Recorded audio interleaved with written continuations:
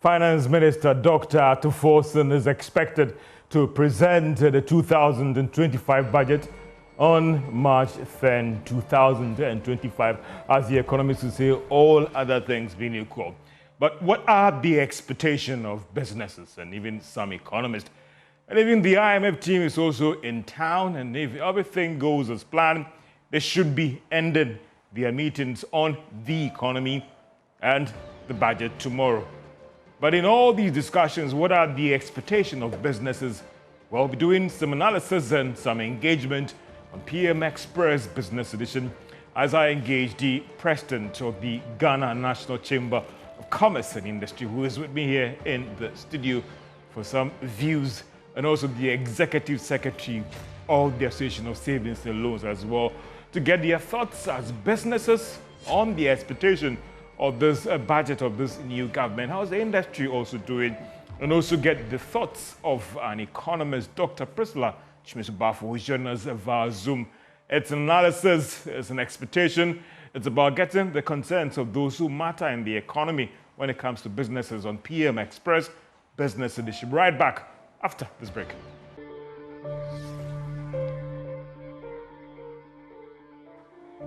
It's a PM Express Business Edition, and in some few days, because February should be ending soon, and if what we have picked up from the Ministry of Finance is anything to go by March 10, 2025, the Finance Minister should go to Parliament to present this government's budget statement. But what are the expectations of businesses out there? And that is why we are engaging those who matter in the economy, those in the financial space, and also those who are in the commerce and industry space. I have with me here in the studio the president of the Ghana National Chamber of Commerce and Industry, Mr. Stephen Mezan. He is here with me in studio here to get some of his thoughts on the economy. And also Chinebua Kodiabuachi, he is the executive secretary of the Association of Savings and Loans, representing the financial sector. And also on Zoom, getting the thoughts of an economist, Dr. Priscilla Chimesubafo, on a lot of things that are happening in the economy right now. And this is PM Express Business Edition, as we talk about the budget and also the IMF team that is in town to engage government on the economy and the 2025 budget. And if things go as planned, they should be wrapping up their meetings with government, engaging the Ghana Revenue Authority, Controller, Accountant General, and even other critical partners in the economy on all these things, and they bring their 5-day engagement to an end. But let me first get into studio and engage my guests and just gauge the pulse of the various sectors that these distinguished gentlemen are representing. Let me first go to the president of the Ghana National Chamber of Commerce and Industry, Mr. Mezan. I mean, it might be too early days yet. 1 month is gone. What are your members telling you in terms of the first month of this year and how things are fared? Now it's just the appointment that is going on. We are also watching, as a business community, also watching, and most especially on some of the pronouncements that the finance minister made in relation to tax cuts and stuff like that.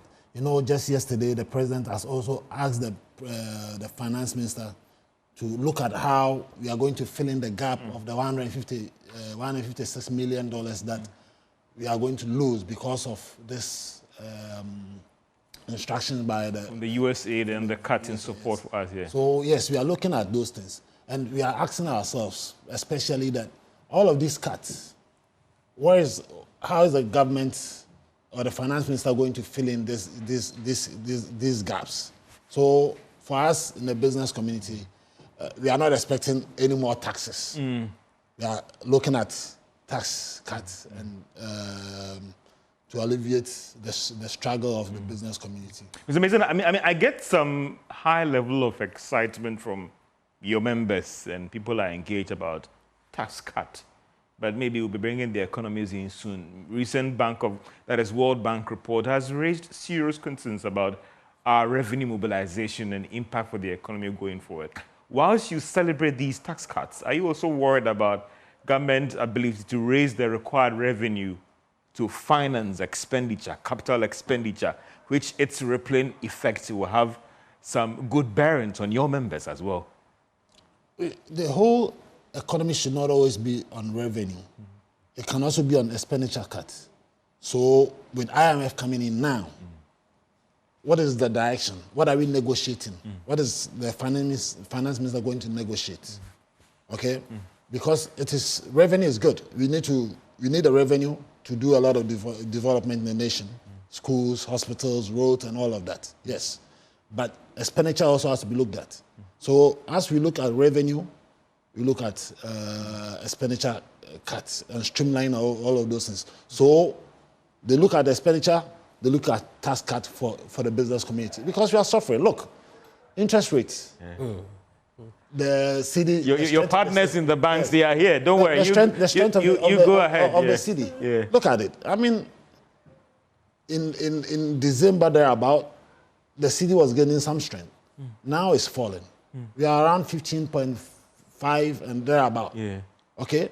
Yeah. What do we know for tomorrow? So what measures is the finance minister putting in? Fiscal measures is the finance minister going to put in to ensure that the CD strengthens. Okay? What are the policies that is going to make the business environment very friendly for people to invest, expand their work, create more jobs and employment? All of these things are things that we are looking at. So it's early days yet. Now we are monitoring what the government, the president is going to do. And I think the concentration is the appointments now. But critical positions have been filled, especially the finance, which the trade ministry, trade and agri ministry, that also been filled. So yes, we are looking at, we are monitoring. I'll come back to you more on the budget, but you talked about the city. We've seen some, I stand to be corrected, some marginal stability over the past 2 weeks. Hasn't that excite you, or listen, we want a sustained appreciation rather? 15.5 is not exciting news. Okay. 15.5 is not an exciting news. You want more? Especially considering the fact that we do a lot of import into this country. 15.5 is not an exciting news. Mr. Chinabakodi, I mean, savings and loans, you've had your own challenges. Early days yet, how would you describe the first 1 month of the year, and what are your members telling you? Thank you very much. Your partner talked about the high cost of lending. You should do something for them. Yes. But how will you describe the first 1 month of the year? What are your members telling you? So if you look at it, George, we will say that there are a lot of expectations. Why? Because the government came at the back of a lot of economic reforms that they hope to come with. But just like after every election cycle, people and businesses will be looking at, let's wait and see the kind of policies the government who have come will want to implement. And so one of the key things that we are looking at has to do with the fact that the government should not concentrate too much on treasury bills. Why? Because the more the government concentrates on treasury bills, the interest rate goes up. It goes to affect the businesses. Because what the financial sector base our lending rate on is the market borrowings, the funding liabilities. And therefore, if they are able to manage the treasury bill rate, the inflation rate, they're able to manage the fiscal side well, we are very sure that we will be able to support the businesses that, the reality is that financial institutions for us, we exist to support businesses. We exist to support households. If the banking sector is not able to support the businesses to import, to export, to expand, then what will be the relevance? So for us, we exist and we are ready to do this with that collaboration and partnership with the government. Are you that expectant of this government? Because again, there's a wait and see. I mean, traditionally we do the 100 days. I don't know whether that has come to be accepted by everyone, and therefore to wait and see. Are you, from your members' side, cost of credit is a major issue for you? We've seen government showing some signs of scaling back on expenditure. What does it mean for the business community and even for you in the financial space as well?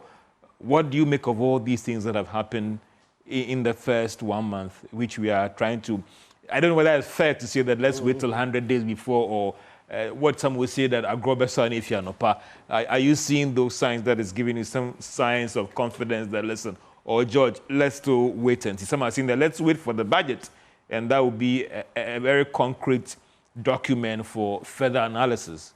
The bottom line is that you are waiting for the budget. If you want to wait for the budget, who is the budget for? For business? It's for everybody. Okay. And so the conversation leading up to the preparation of the budget itself is very key. And that's why we are talking with you exactly. guys here. Yeah. And therefore, we will want to encourage the government to minimize its borrowing appetite of borrowings, minimizing it, stop crowding out businesses and the market, because where businesses could come to the financial sector to borrow to expand the business, government is borrowing all those monies through the issuance of treasury bills and all those bills. And so we need to create the environment to support these financial sectors, players, support the businesses. How do we do it? Our major concern has to do with now, if as we support the elimination of the e-levy, we support it in its entirety. That one should have even happened by now. We should not even They are wait still collecting some of the taxes. They are still collecting. So we were expecting that to be the first thing, that will go. first 1 week. But quick one for you, what has been the consensus of your members? I mean, so far, what have they been telling you? We are very confident that they will listen to industry. Two, for instance, Controller and Accountant General deducts payroll loans, and over 4 months, the Controller Accountant General is not paying. If you are not paying, do you expect the banks and the financial institutions to continue to lend to businesses? If you deduct, you pay. So that's a major concern. That's one of the things. Two, you need to also stop crowding out business from the market, minimize the appetite of borrowing from the market, and allow businesses to rather chase the loans and get the loans from the financial institutions. The next thing has to also do with collaboration. For us, we stand ready to collaborate. One of the things that we think that we can confidently do, especially with the savings and loans companies, had to do with the support for the MSME market. Ghana is not a highly industrialized economy. Majority of our businesses are within that bracket of MSMEs. And we have proven to the world that given the opportunity, we can do better and more. Let me go to the I mean, for you, I mean, if the March 10 date is finalized, what are some of the I mean, let's look at even your most important thing for you as this budget is put together. Then I get to the Zoom to engage our economists. So for you as commerce and industry, what is your number one item as Dr. Kasil Atuforsen and his team are putting together this 2025 budget? Okay, so we will be more interested in streamlining the taxes. So typically, you import something into the country at the port of entry, which is at the port. You know the tax is paid tax on tax. I've heard the taxes are calculated, then thereafter they also charge a VAT on the taxes that are already being calculated. So there's a tax on tax. So there's, first of all, there should be streamlining. Good. Business environment. How friendly is our business environment in Ghana? Okay? We want our economy to expand. And the economy can only expand when businesses are doing well, when people are investing in their businesses, when people are scaling up, okay? When the opportunity is there for people to do more businesses. How friendly is our business environment? Now, very recently, we had to visit Electrochem because of some issues that they had with with the village folks. Yeah. That was not those in the community. Yes, yeah. in the community, and that for us was not security for a businessman. Okay, so when we talk about friendly business environment, all of that comes into play. The judiciary, when you have business negotiations, and you feel you have not been fairly treated, how is the judiciary protecting the business? So as businesses, that's what. But I want to make a comment on the e-levy issue. Yeah. I think that if we could look at a way where, for those of us transferring money to our parents and those things will not be taxed, but those doing business online, so they should look at some level of difference. Yes, because once you earn money, you have to be taxed. And if you are earning that money electronically, you have to be taxed. But if somebody has to forward money for the parent to use for medicine, there should be some level so of maybe the e-levy issues have to be looked at properly. It looks like you're very interested in the taxes, but let me go online and then engage Dr. Priscilla Chimesu-Bafo. She is an economist and also a lecturer at the University of Ghana Accounts Department. Doc, for you, having a fund program, and you read several reports that just 2 days ago the World Bank put out about the economy, should we be measured in our expectation? Typical of a new government, the businesses, tax cards, doing this and that, and you said at an economist level, seeing all this data, should we be measured in our expectation? Very well. Thank you, George. Good evening, and good evening to your viewers and the panelists. Indeed, I would say that, yes, the expectations are high. This is a new government that has come into power on the back of a number of promises, so people are hopeful. The economy of Ghana in recent times has struggled. And so in that context, we see that growth has been very sluggish. Average growth since 2020 to date, 2023, it's about 3.1%. We see signs of recovery. But when you look at in terms of inflation, for example, it's been quite difficult to control. Inflation at the end of last year was 23%. The Bank of Ghana had anticipated an end of year inflation of 15% plus or minus 2.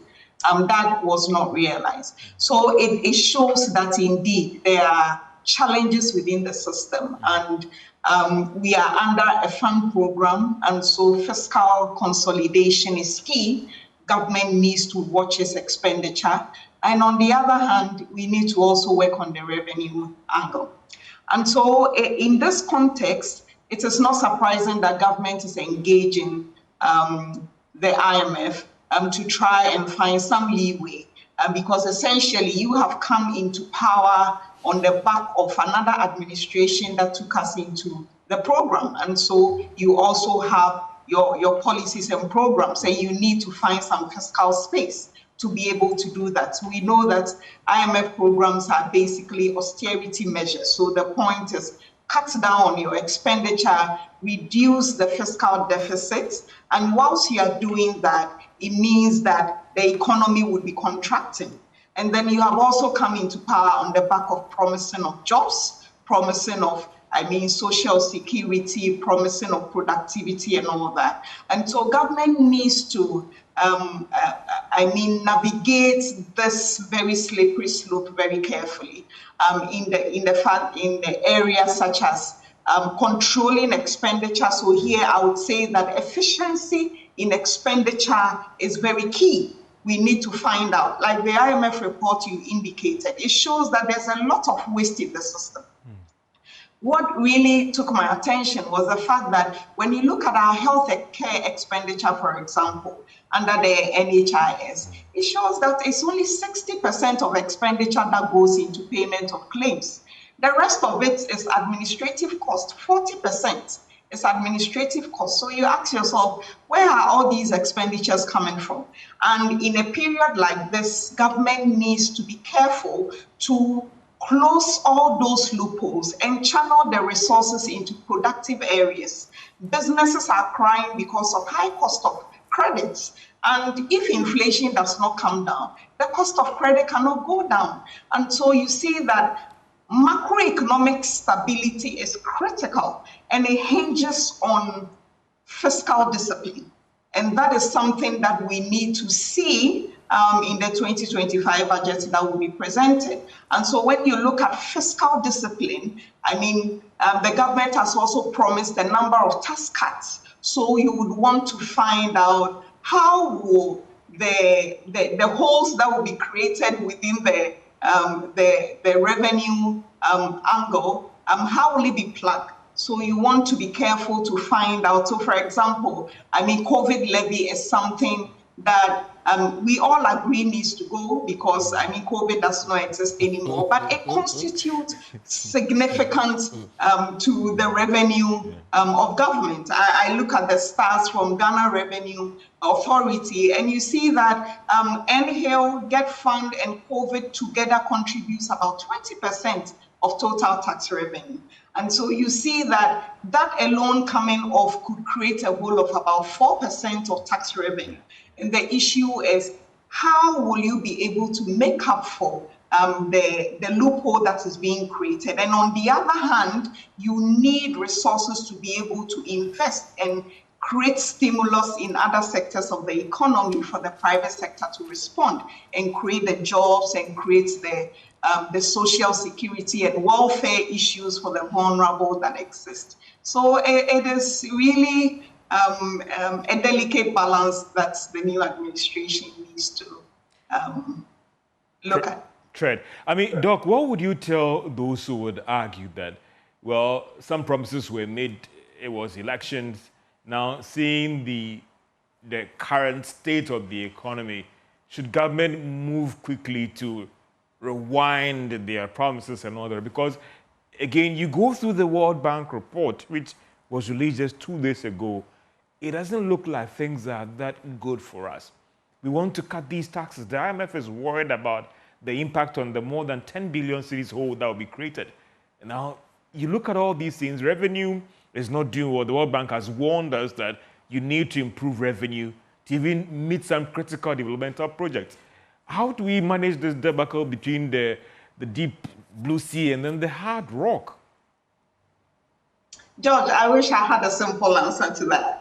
But indeed, it's a difficult period, and I believe that there is nothing wrong if the government, I mean, the finance minister comes out to say that we promised X, Y, and Z, but this is the reality. It is not possible. I believe that it's early days, and they still have the goodwill of the Ghanaian, so they can thrive on it and do what is practical, because the risks to businesses and to Ghanaians as a whole is that if the trajectory the economy is currently on swishes and we enter into another phase of turbulence, it will be quite disastrous for everybody. It affects people in terms of standards of living. Fixed income earners really struggle with high inflation and all that. And so I do not think that it should be something that is impossible. Of course, initially, it would,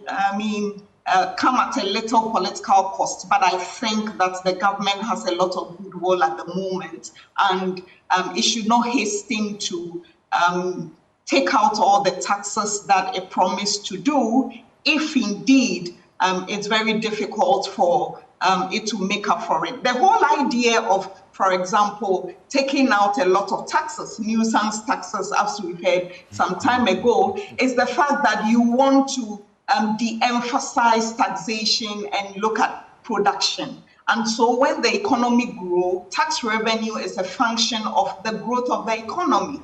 But the reality is that in our context, the growth is quite difficult. It takes quite some time to be able to observe a given substantial level of growth, and also taking into account the external pressures that exist.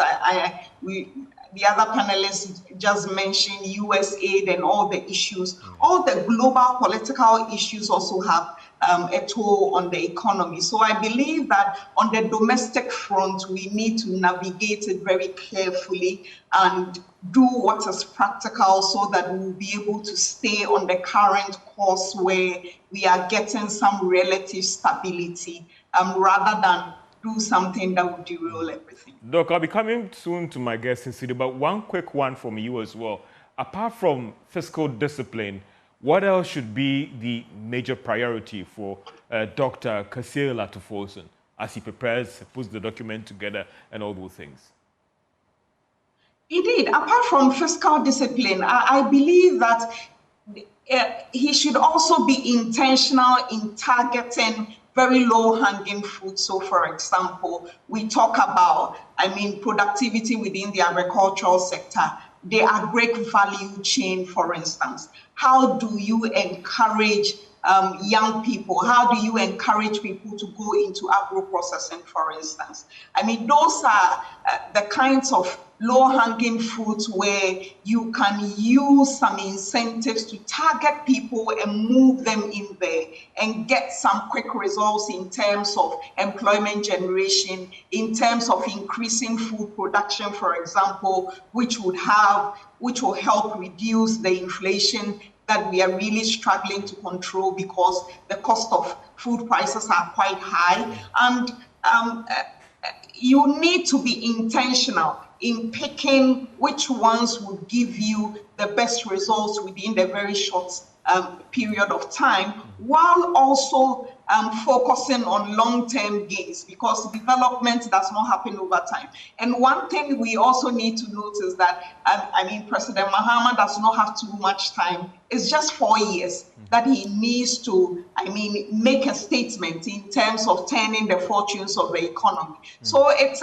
a very slippery slope, but we are hopeful that indeed we are under an IMF program. They are engaging the funds. I'm sure that, the other panelists indicated government needs to tone down on treasury bills. But the point is, now that, the international capital market is not really available and we are being warned to be careful not to go back immediately because it will come at a very high cost. It's a very hot seat for Dr.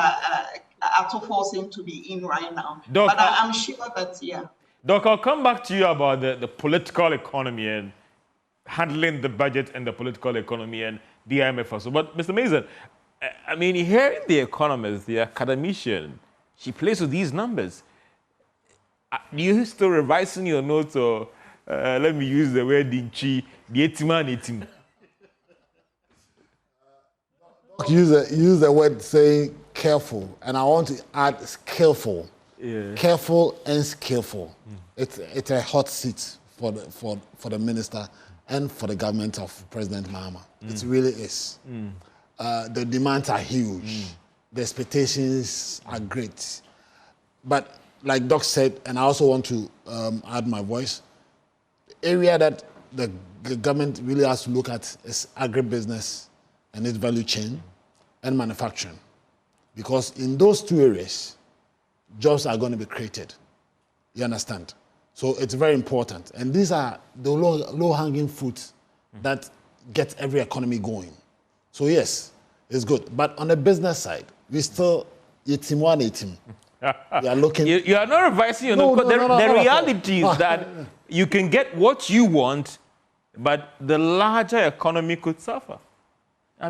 Your revenues are not doing well. And the World Bank released a report recently on the economy, and it shows that we are even not doing well among our peers when it comes to tax revenues. They are declining as a share of GDP. Let's manage our countries like, with all due respect, Chad and other low-developed countries. We are not doing well when it comes to taxes. It is true. So let's manage our expenditure. Okay? Let's strengthen our currency. Okay? Like Boy said, the government should not entertain itself going into treasury bills and crowding out the business community. Okay? So all of these things are things that we need to look at. So the word is careful and skillful. We cannot ignore that. We walk the rope carefully and skillfully. There are difficult times because the economy has not been good. We went to IMF. Now you've come into a government under the same program. The IMF is here. And you know we go into the IMF with our own program of what we want to do. Okay, so that is what included debt restructuring and all of that. Now this government has its own agenda. What are we going to negotiate on? Because now you need to go and renegotiate that these things are things that I think that I want to take out or I want to add. And we don't expect them to bring in new taxes. No, that one is not. It'll be politically suicidal. No. But the argument is about whether indeed they should go ahead and remove all these taxes that could cause about 11 billion or 12 billion they said in the economy. That is the reality on the ground. That if you lose these revenue, don't forget that capital expenditure could suffer. That needs some of your members to render services to government and the ability to pay as well. So let's plug the loopholes. Where you think expenditure cutting is the way forward than? No, yes, expenditure cutting is one. But then there are a lot of loopholes that also has to be plugged. Okay, because the government is also losing a lot of revenue. Okay? Corruption is a major factor. What steps are we taking to ensure that, look, all of these revenues that we are losing, we can capture them? How are we using AI and what do you call it? Is it ICT? Yeah. To ensure that technology, to ensure that revenues don't get leaked out. So these are very important things that the government has to look at to ensure that, look, even though you are not increasing taxes, you are not introducing any more taxes, you are still improving on revenue. Okay? Yes, so those things for us are things let me come to those who are in the financial space as well. If you hear the economists, things are not that good. We should be measured in our expectations. Are these concerns justified? Why not, George? Because it appears that you'll be demanding your pound of flesh, but the reality is also the fact that if these things are all granted to you, other critical sectors of the economy could suffer. Like what? Like not getting money to do capital projects. Like the fact that... Like waste collection. like the fact that the reality is that if these things are done, then they'll be forced to go borrowing more treasury bills, which you are kicking against. Okay, so for us in the banking space, the banks, the non-banks, microfinance, savings and loans, and all of us, we believe that whatever can make the economy run better, to a larger extent, also have a huge relationship with your banking sector. If the banking sector is well positioned, your economy will do better. Why? And so what do you want? I mean, what do you want? Because so for us, they prepare this budget. So what do you want? The government should focus on not crowding out businesses, 1. 2, fiscal discipline. 3, if we are able to manage the fiscal policy side, matching it well with the monetary policy side, we will get the solution. We have seen situations where the monetary policy is this way and the fiscal policy is also... To more coordination. There should be more collaboration, more coordination. Again, I can see that the financial institutions, we have the muscle to help businesses grow. But where you have economic uncertainties, the shareholders of these financial institutions, the managers are concerned that when the loans go out, will they come? Because when you are not very sure of the market uncertainties, then it becomes difficult in managing these loans. But fortunately, if you look at the savings and loans sector, currently our NPL is around 15%. That is high. It's people very are not paying. high. Why are people not paying? Why are people who are not paying back the loans? For us, 15% is very high. Recovery is quite low. One Why is government itself owing our people through these controller loans. Okay. So if government is owing you, then your NPL will go high. The second thing has to do with the depreciation of the cedi. Okay. Because when we give to the businesses, and the businessman now comes to borrow 100,000, 20,000 to go and do some business, trade. And by the time the goods are sold, it's devalued. And then the interest rate is also gone up. So you can imagine. And so the double jeopardy. Fiscal discipline is very important. For us, we give the government our assurance that the banking sector stands ready to continue to support sustainable programs.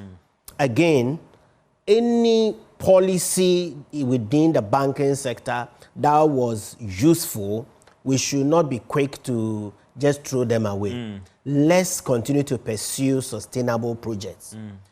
Things that did not support the growth of the sector, then let's have a conversation and then put in place a different arrangement. So for us, we stand very ready to support businesses, support government, support households. Again, let us also strengthen our ID system. Identification. The Ghana card system. The Ghana card, the usage of this, let's continue to strengthen it as well. Moreover, we have seen over the period that if you look at even the savings and loans, we control about 7 million customers.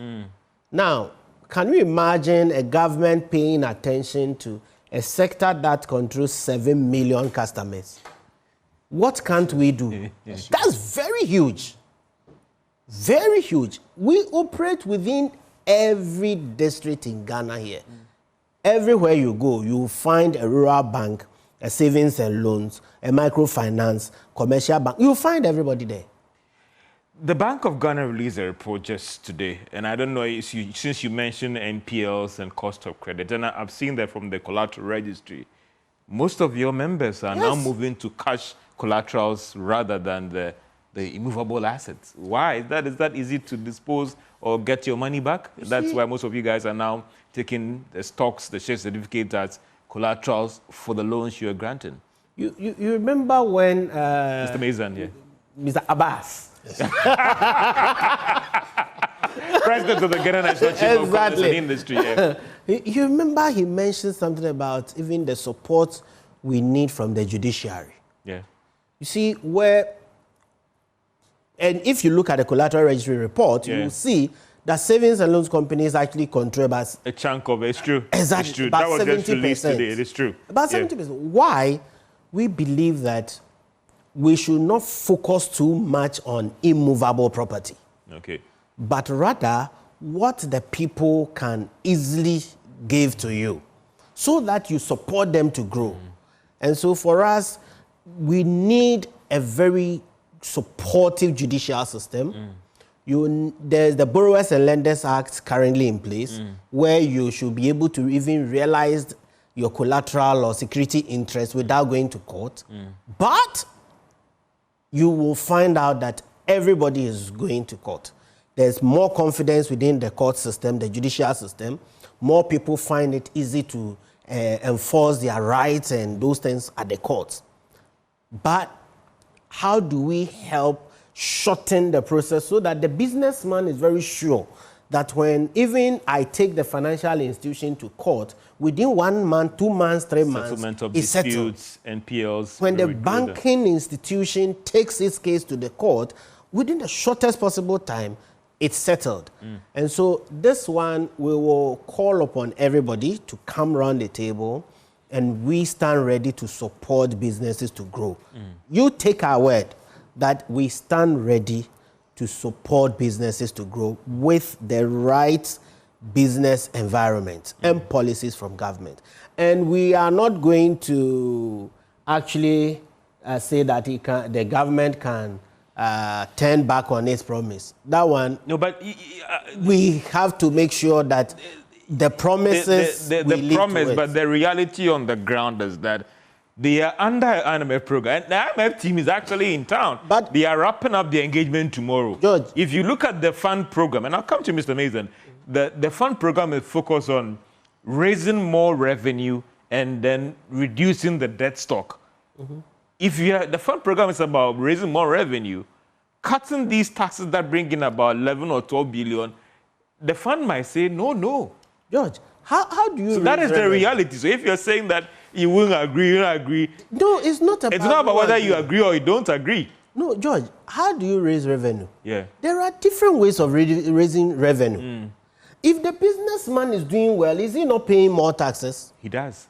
If the individuals are doing well, are they not paying taxes? So the issue is, it is not about introducing new taxes or keeping introducing more levies. The status quo at the same place, but and rather, ask for more time for things to stabilize. But rather, letting the businesses have confidence within your own economy. Where the businesses and households have confidence within their own economy, they keep their currencies. Go to other jurisdictions and you see how they have done it. Now, just some few months ago, I was in Uganda. We went to Kenya. Look at how they are using their financial sector. About 90% of commercial buses in Kenya are owned by credit unions. In Kenya. Go to Kenya, the city, the capital city, and look at all the high-rise buildings. You will find out that they are owned by credit unions. I did not say banks. Credit unions. It is more about being conscious of what you want to do. Go into a lot of these counties in Uganda and Kenya where their inflation is lower than 5%, and you will realize that even that place, government has decided to even set up a whole ministry for microfinance. So it is conscious decisions. It is not about raising revenue only through imposition of more tax. And we are very confident this government will not do that. Mr. Mason, I mean, the reality, even though you demand your pound of flesh, the reality is that demanding that pound of flesh comes with its own consequences. Do you agree with that? Or I also get the same sense that, George, well, there's no turning back. We want these taxes taken off. George, we understand it comes with its own consequences. But we need to suffer those consequences to be able to build the nation. You understand? But before I continue that, let me say something to Mr. Chumes. This issue of cash collateral issue, we have advocated against these things. Look, no, don't answer now. Look, business people come to you to borrow money. If they had the money, they wouldn't even come to you to borrow the money. Now, what the letter that they have, you want them to put it down. Your bonds, your treasury bills. So that's one. But George, on the main topic, question, it is true that we are demanding our own. We want to eat our cake and have it, which is impossible. But what do? We need to sacrifice. As a nation, we need to sacrifice. Okay? We need to ensure, like I said, you are going to cut e-levy. But for all of us who transact electronically, some of us do those transactions because of business. If you cut it off, you've lost revenue. You've lost revenue. So let us look at ways to ensure that people can still do business electronically and be taxed electronically because they are earning income. They are earning income, so they have to be taxed. But not for those of us who are sending money from our little salaries to our parents and our brothers for school fees and all of that. So it has to be looked at. So that e-levy whole thing has to be looked at. Very, very much so. Well, this is PM Express Business Edition, engaging the business community. The president of the Ghana National Chamber of Commerce and Industry here with me in studio, and also the executive secretary of the Association of Savings and Loans. And on Zoom is the economist, Professor Dr. Priscilla Chimisiba. Doc, when I come back from the break, I'll be getting back to you on the political economy answer and how this government should manage these things in these times. This is PM Express Business Edition. Be right back after this break.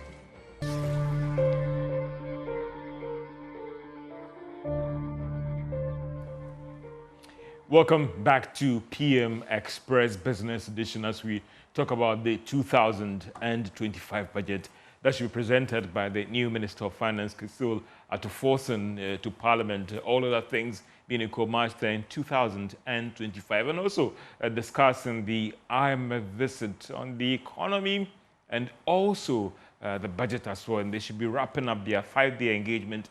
That is tomorrow. I have with me in studio here the president of the Ghana National Chamber of Commerce and Industry, Stephen Abbas Mason. He's here with me in studio. And also I have with me Chiniba Kodiabuachi. He's the executive secretary of the Association of Savings and Loans. And on Zoom is the economist and a lecturer at the Accounts Department at the University of Ghana, Legon, Dr. Priscilla Chimisiba. And Doc, let me come to you. In all these things, there is the political economy.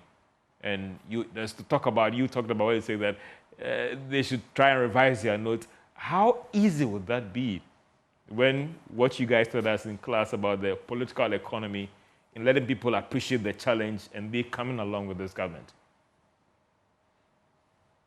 Yeah, that's George. The president has started off, set a good tone by indicating that he is going to reduce waste in his government and has stuck to the promise of the number of appointments that he would make. That is a good sign. And as I indicated, there's a lot of goodwill for him on the part of Ghanaians. And I believe that the administration can take advantage of that. And if the president walks back on some of the promises that he made on the economic front, it will not be the first time this is happening. The reality of it is that it's better to be able to be honest and open to Ghanaians to say that I promised X, Y, and Z, but because of the dire nature of the situation, this is not possible. Why? Because we are emphasizing on fiscal discipline. Fiscal discipline to maintain macroeconomic stability, which is the foundation of everything. Businesses are crying about cost of credits. If the fiscal discipline is not there and we derail that, it increases government's appetite for borrowing. At the end of the day, government borrows all the funds on the domestic markets. If inflation does not come down, it is not possible for the cost of borrowing to come down because the next cost of any investment must be positive. And so these are issues that needs to be looked at. So, for example, if you ask me, the NDC government promised the removal of betting tax, for instance. I don't think that the betting tax contributes significantly. I mean, we can easily do away with it without creating any nuisance. But the reality is taxes are a way of generating revenue. It serves as an incentive or a disincentive, and it's also used to model behavior, really. And so, for example, high taxes on alcohol, tobacco, all those are trying to discourage people from doing it. So, for example, if you ask me, why can we not maintain the betting tax? We are not really encouraging young people to be betting, but rather earmark those funds, earmark those revenues that would come out of the betting tax to support young people, young businesses, give them venture capital. those are innovative ideas that we can work with. And I believe that Ghanaians would wholeheartedly appreciate something like that, because we, truth be told, we do not fancy the fact that on a given working day, our young people are busy in betting shops and online betting. So you see, these are some of the issues that can be addressed. But the point I am emphasizing on is it is a very slippery slope. I believe that they are capable in navigating it, but the fiscal discipline is critical, while also using incentives to stimulate productive activity. As I indicated, I believe that agro-processing, the whole agricultural value chain is there. The report indicated, there are real issues with the cocoa sector, for example. These are things that can be done in the interim, and yield some good results for the economy as a whole within the short to medium term, really. Doc, let's look at the IMF engagement, and some will say all other things being equal, we understand they are wrapping up the engagement, that the 5-day engagement tomorrow. On the government side, meeting this fund, which was more of an engagement on the economy and the budget, we're looking at the fact that whether it is possible to extend the IMF program, whether it's possible to get some funding from the IMF, and also how the economic policies will sit in the IMF program.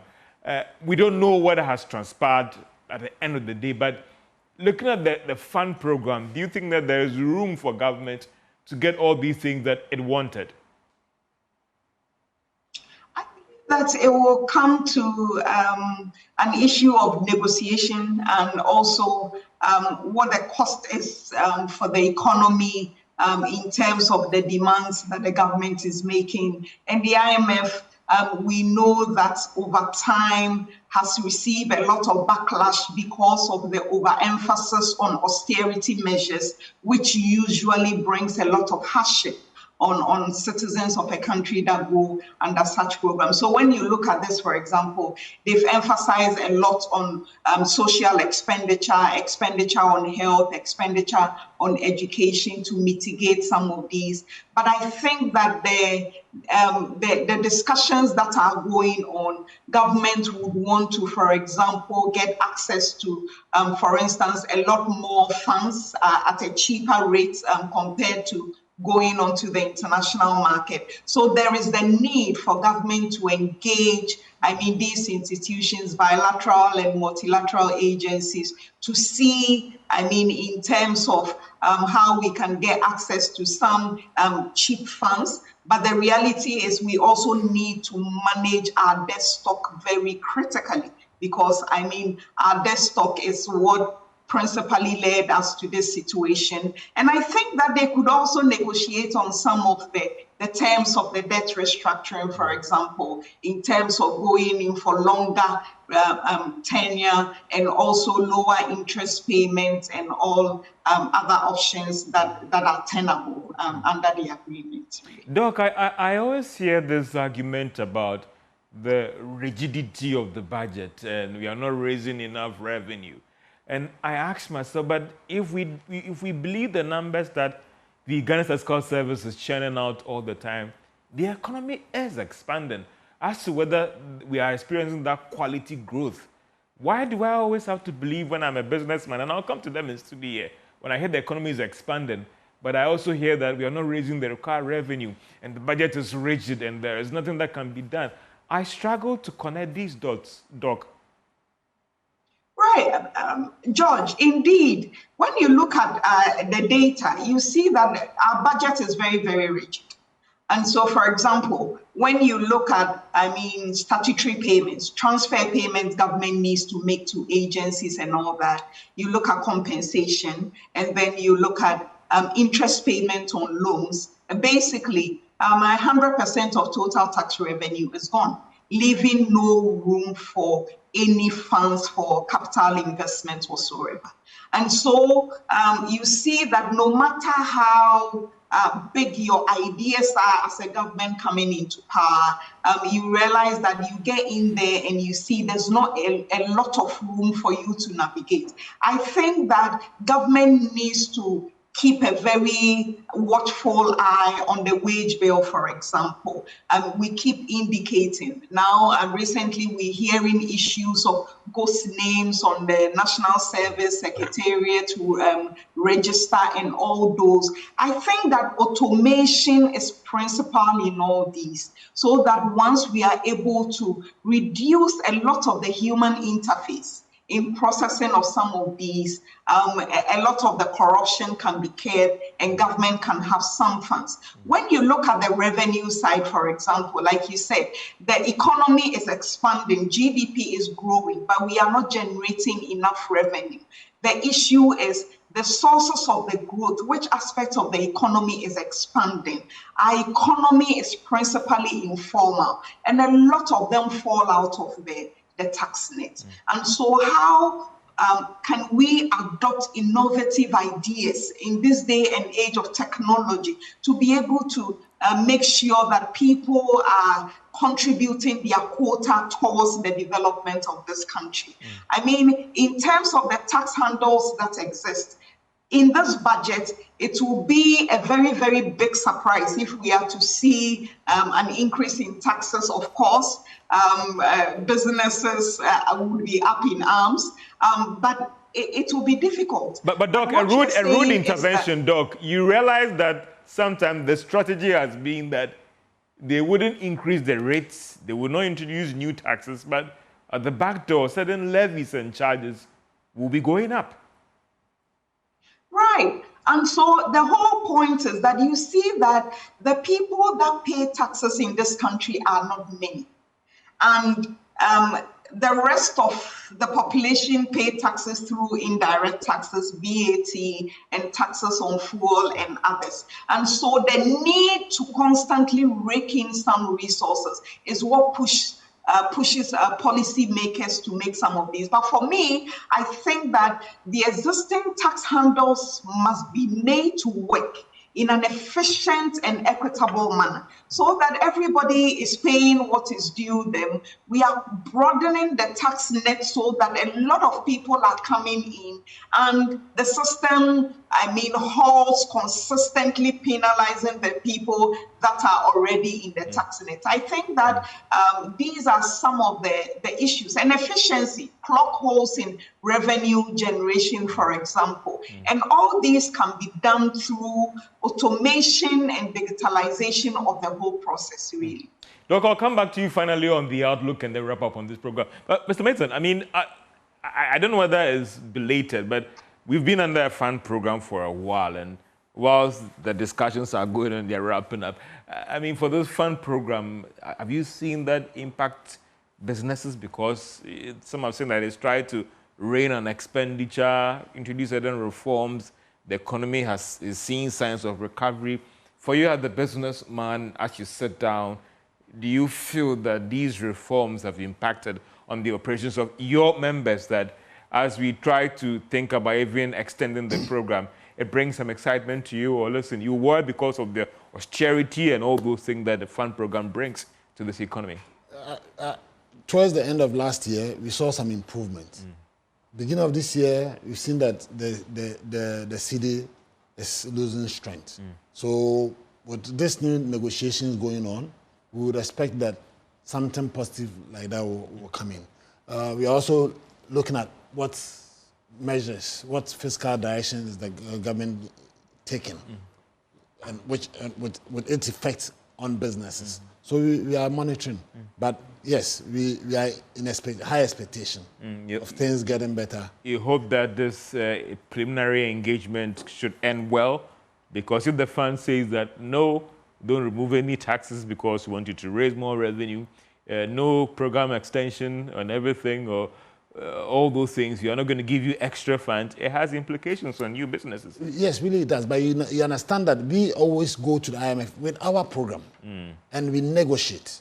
And if it's something that IMF can understand based on the negotiations, yes, I think they can agree. So it is what we go in with. So we want to cut this off, or we want to bring this in.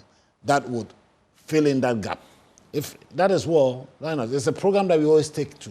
IMF does not impose any program on you. It's you that have to bring a program that you think that would resonate well with a business community and with the public. Mr. Mason, there have also been concerns about, and not businesses and sometimes some of your members, in terms of meeting their tax obligations. I mean, do I get the commitment that it's something that you're also willing to pay your due to ensure that the revenue is raised, because the revenue is not doing well? And I know you complain on tax on tax. It's just never true that we don't pay. We don't meet our tax. The GRA always surpasses their target. So how is that if we do not pay? Maybe the targets are low. No. So the target doesn't match the economic activity that is taking place in the economy. They set targets, and they always surpass it. So it means that we, just the few of us who pay taxes, help them to surpass that. But that notwithstanding, there are other ways that they can expand the tax brackets, okay, to rope in more organizations. Like we are saying, a lot of people are selling on the internet superhighway. You cannot cut them out. Commerce. Yes, you cannot doing a lot of business on the internet superhighway. You cannot cut them out just because you want to cancel e-levy. No, you cannot cut them out. So let's look at it very well, okay? The informal sector, how are we roping them in to ensure that they are recognized and pay taxes? So that is also important. So we are talking about digitalization, recognizing the activities. All those things are important to ensure that you can monitor transactions that are going on that can be taxed. So there are so many ways that the government... Mr. Chinebo, I know that for you, this fund negotiations, you are very interested in because of what actions the monetary space would take in trying to check inflation and also check liquidity issues and how that affects you. You're complaining that government has not paid you, and it's still a problem for you. There are implications, however, this pre-engagement will end tomorrow, and the implications for your sector. Thank you, George. I know that the IMF is interested in our debt sustainability levels. Again, the revenue generation.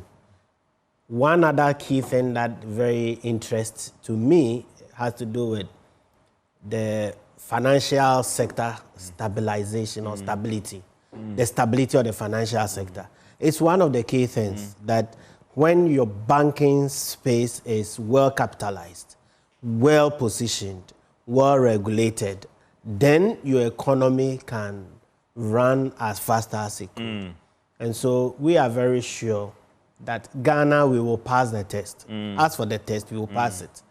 The next thing has to do with how do we sustain the momentum and how do we continue to build the confidence of the populace to continue to support the government that is in place now. I will advocate that let us all come round the table. Now there is a team that the president has put in place as the economic dialogue team. Industry is ready. To engage. The banking sector, we are ready. The savings and loans, microfinance, everybody is very important because we go to the hinterlands. We know we have a lot of ideas the real economy. Share with the government. The real economy. We are ready to support the government programs, and we are very confident that Ghana, we will achieve and get to where we want to get. I'll come back to the two of you for your final thought. Let me go to Doc as well for her final thought and a bit about the outlook. Are you optimistic or cautiously optimistic, or is more of a wait and see? And I cited the World Bank report recently because when I went through, I was worried. And so in terms of the outlook, what are your expectations as you try and wrap up this program, Doc? Right, George. I think that the outlook is great. The course we are on, it shows some relative stability. We are recovering. And so unless we hit a major, road bump, we do not anticipate that the instability that we observed in a not too distant past would come up. But the reality is that fiscal discipline is what we need to ensure and stay on course, while also focusing on strategic areas which will engender growth in the economy. And so, for example, if we talk about depreciation of the currency, it is our import-dependent nature of the economy that consistently takes us through that phase. What can we do to be able to, produce some of the basic things in here? And how can government create those incentives for people to move in there? And so the business environment is critical. I think that it should not be business as usual. The orientation of regulators should really be about facilitating and encouraging businesses rather than using bureaucratic processes as a hindrance for business people to thrive. And so when you look at, for instance, why consistently a lot of business people prefer to remain informal, is how burdensome our processes are, how burdensome our tax processes are and all that. And so they are better off if they remain under the books rather than formalized. So there should be some incentives that are created. But in ending, I think that structural reforms are critical. We should consistently focus on diversification of the economy, produce what we can eat locally, and also demand locally produced goods at affordable prices when the cost of credit comes down, energy is stable for businesses to have good access. And I believe that the economy is on track, really. Thank you so much, Doc. Let me come to Mike Studio again for your final thought. Chinema Kodia, your final thought, businesses, any incentives that you still want in terms of outlook and all the rest. Your final thought, please. Thank you very much, George. One, I'm confident that the economy will do well. Two, can we have a second look at how we utilize pension funds? The laws should be reviewed. Yes. Okay, sorry. Pension funds wrapping up, so don't worry. Should be looked at because if we are able to channel the pension funds into certain strategic areas, we will grow the economy. We can even allow the pension funds, that sector, to handle certain infrastructural projects so that government will allow the private sector to develop those things, roads and other things. The next thing has to do with discipline. And the last thing is, let us all come around the table. Let us all support the vision. But we are not going to give in to any renegence on promise. Every promise made will be 24-hour economy. Are your companies members willing? But it comes at a cost, some would say. But to be honest with you, do you know that savings and loans companies did 24-hour economy? Okay, I didn't know that. Because during the COVID lockdown, where were people getting monies from? It was from our people. Okay. Mr. Mason, 24-hour economy, are your members committed to it, some would say? Yes. Our members, and I think it's a brilliant idea. There are resources. Comes at a cost, security cost as well. Yes, the government has promised to ensure that all these things, and I know they thought about all these things, ensuring that there's security for our businesses. I believe that they're going to not crowd us out and make sure that we can also borrow from the financial institutions. But your final thought, lastly, the government needs to streamline and regularize our tax system. That is very important. We are also expecting incentives that will help our businesses to scale up. Okay, that is also very important. And we need protection for our businesses. Protection for your business. This has been PM Express Business Edition. Immense thanks to Dr. Priscilla Chimisi-Barfor. She is a senior lecturer at the University of Ghana, Legon, the Accounts Department. She joined us via Zoom. Doc, I do appreciate your time so much.